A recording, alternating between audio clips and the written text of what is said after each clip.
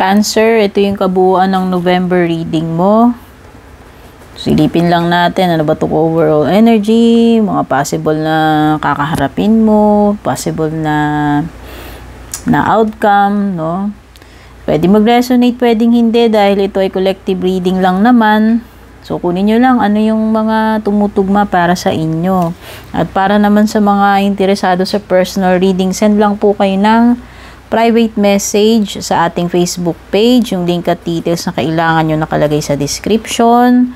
Para sa mga hindi pa nakakaalam or nakakapag-subscribe sa ating YouTube, subscribe na lang din po kung gusto nyo rin po yung mga readings na katulad ng ganito. Okay, so bago tayo magsimula, Cancer, handa mo muna yung panulat mo, ididikta ko sa'yo yung lucky day, lucky numbers mo. So, kung masyado ka nabibilisan, may hindi ka na nahabol dun sa ididikta ko, pwede mo namang i-rewind or i-pause, no? So, Cancer, lucky day mo, Friday, lucky numbers mo, 14, 25, 3, 52, 20, at saka 56.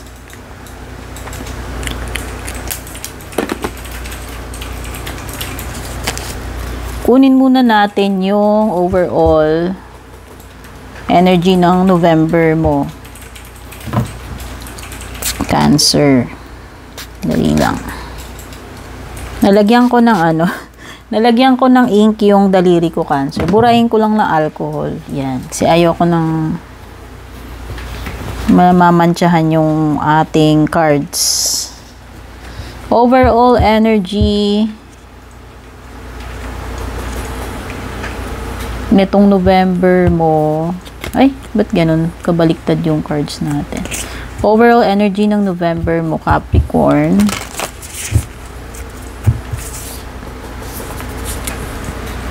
Uy, vast vistas. Mukhang ano to, expansion. So, kung gusto mong palawakin, halimbawa may negosyo ka, gusto mong mas lumawak yung contacts mo, yung mga, ano ba tawag dito? Kung gusto mong magkaroon ng growth or exposure pagdating dito sa negosyo mo, yung kumbaga yung mas maraming marireach na mga clients, no? Or yung mga ano ba tawag dito? Yung mga pwede mong maging network. So, ayan. Whether sa career mo to o negosyo. Ayan, oh. So, malawak yung pwede mong i-explore dito. Ibig sabihin, maraming pwedeng options, no? Ayan. Mukhang mukhang may mga opportunities darating sa iyo ngayong November pagdating sa negosyo o kaya sa career mo. Kumbaga, kahit alin dito pwede mong i-explore, subukan, no? Try mo lang yung luck mo, malay mo swertein ka naman dyan, di ba? So, what's next naman for you? Ang maganda dyan, may mga ma-explore ka ngayong November. May possibilities yan. May possibilities ng expansion or growth pagdating dito sa career mo or sa negosyo mo. What's next for you? Passion and pleasure. Okay, this is something na gagawin mo na ma-enjoy mo, no? So, minsan, may mga time na nag-aabol tayo, no? Kayod, sipag, puro trabaho. Pero may mga time na hindi naman laging, puro work. May time din na kailangan ng play. Ito yun, no? Ito yung next para sa iyo. Siguro, kung nag-work hard ka, itong mga nakaraang buwan at talagang yun yung naging yun lang yung ginagawa mo. So itong November sa tingin ko isisingit mo yung sa schedule mo na magkaroon ka naman ng time for pleasure and enjoyment, no? Whether kung ano man itong binabalak mong gawin, yun yung next sa sa list mo, Capricorn. Kumbaga, ito yung isa sa agenda mo etong November, etong kahit papaano makapag-enjoy, makapag-relax, no? So, what needs to be done para sa inyo, Cancer? It needs to be done. Ano mga dapat gawin ngayong November? Ano ba dapat gawin ni Cancer ngayong November?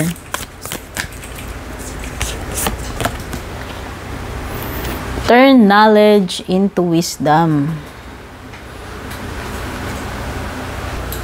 Okay, medyo malalim itong what needs to be done card mo, Cancer, pero sana ma-explain ko sa iyo, no, ng maayos.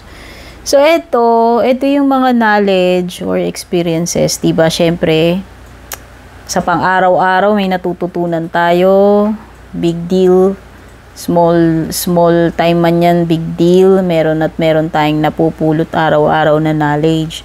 So, what needs to be done for you is i-convert mo itong mga experiences na ito na na-encounter mo in the past, no? And i-convert mo siya into wisdom. Kumbaga, anong aral ba yung napulot mo sa bawat bagay na yan na na-experience mo? Siyempre, for sure, itong mga experiences na to, may aral, no? May aral tayong nakukuha dyan.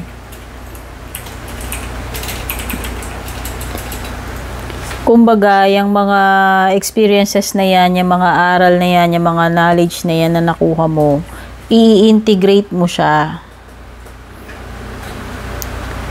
Body, mind, and spirit. Yun. So, i-convert mo yung mga experiences na yan into wisdom. Paano mo, yun yung kailangan mong gawin. Paano mo siya i-convert into wisdom itong mga nakalap mo na mga experiences na to along the way. Nire-remind ka rin yung wolf spirit na yan na maging humble, no, na dapat palagi kang open na matuto. Bukod doon, nire-remind ka rin na hindi mo kailangang i-impress yung iba, no? Hindi mo kailangan magpanggap na alam mo kung hindi naman. Yun yung sinasabi ko pagdating doon sa do not try to impress. Kung pakatotoo ka, kung hindi mo alam, pakatotoo ka, magpaka-humble ka na aminin na hindi mo alam. Siyempre, hindi naman tayo si Tatalino na lahat na lang alam natin, di ba? Diyos ko naman, napaka-perfecto mo naman na pagkaganon. So, meron at meron yan, for sure, na mga bagay na hindi natin alam, no? At yun, no? Huwag kumbaga,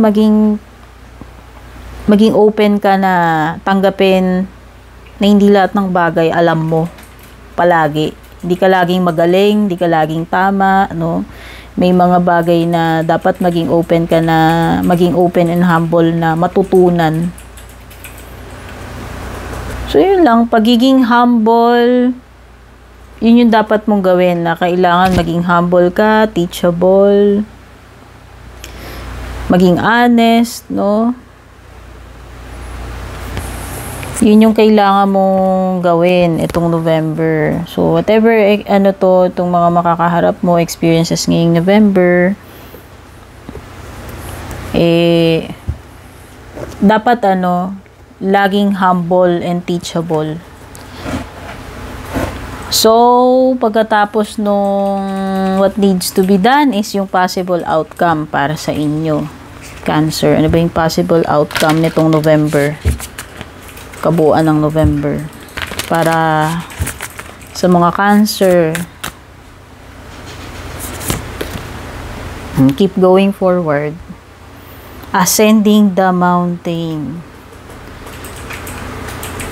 So, mukhang marami ka pang bundok na naaakyatin. Cancer, just keep going kahit may mga time na napanghinaan ka ng loob or parang nagkakaroon ka ng feeling na pagiging uncertain, ay kung maano ba to, magawa ko pa ba to. Pagpagod, tigil para magpahinga. Tapos, lakad uli. No, huwag kang mag-quit. Huwag kang mag-quit. Yun yung sinasabi dito. Ayan, no? Kaya nga keep going forward. Sa tingin ko, ito yung magiging spirit mo, yung possible na outcome mo, kahit na mahihirapan ka, hindi ka basta-basta susuko. Kung ano man yan, kung tungkol saan man yan. Cancer. Mahihirapan, mapapagod, magpapahinga, pero hindi titigil, hindi magkikwit, hindi susuko. Okay? Kahit gaano man kahirap. Yun yung pinaka-outcome mo dito. Kumbaga, never surrender. May kantang ganun yung lyrics. Tignan muna natin yung iba pang energies. Maaaring makasalubong mo ngayong November. Cancer. Ay, naku, may magchichika daw sa iyo. Ayan, Sino ba tong marites na to? Someone will gossip about all your secrets. Naku, dear, sino ba yan? At kung ano man yung mga sinabi-sabi mo dun sa person na yan, yun yung ichichika niya. So, kung ano man mga secrets yan, mga baho, naku, malamang. Pag yan, nagkaroon ng leakage, alam mo na kung sino yung nagchika.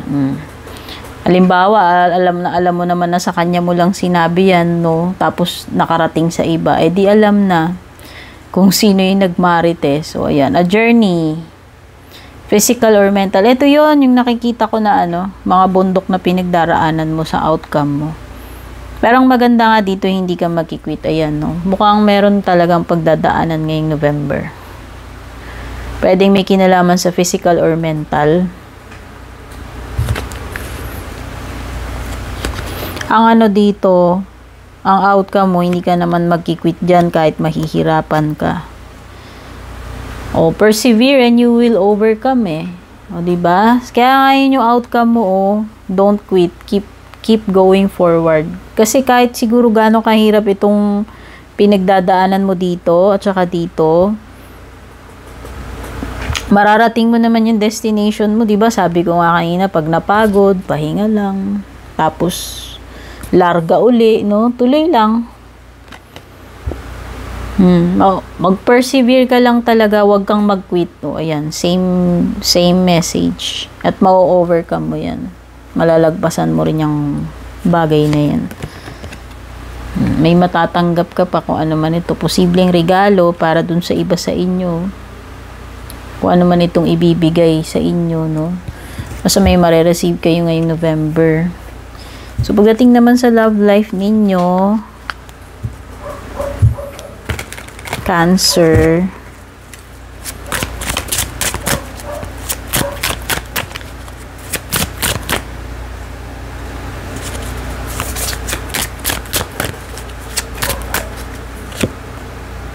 sinking, despair, nako, sagwa nga lang pagdating sa sa love life mo. Ay, para siguro dun sa inyo, Cancer, baka nawawalan na kayo ng pag-asa dito sa person na to. Feeling nyo talaga siguro talagang habang tumatagal, nagfo-fall apart na tong relationship ninyo at nalalayo. Pagbabaga habang tumatagal ng tumatagal, lumalaki yung gap between you and this person, no? Kumbaga sa barko palubog, ayan, may sinking no? So, yun nga, yung overall energy ng love life mo, itong kabuuan ng November, parang hopeless case na. Yun yung sinasabi dyan. Pero syempre, card reading lang naman ito, Cancer. Ikaw yung may kapangyarihan sa buhay mo, kung ano man naisin mo, nasa sa kamay mo. yung magiging direksyon ng buhay mo. So, ano lang ito, gawin mo lang guide, no? Kung ano man yung mga lumalabas dyan, meron ka pa ring power or control over your life. Pwede mo pa ring baguhin, no? Yun lang ay reminder. So, para sa iyong closing message, advice, Cancer.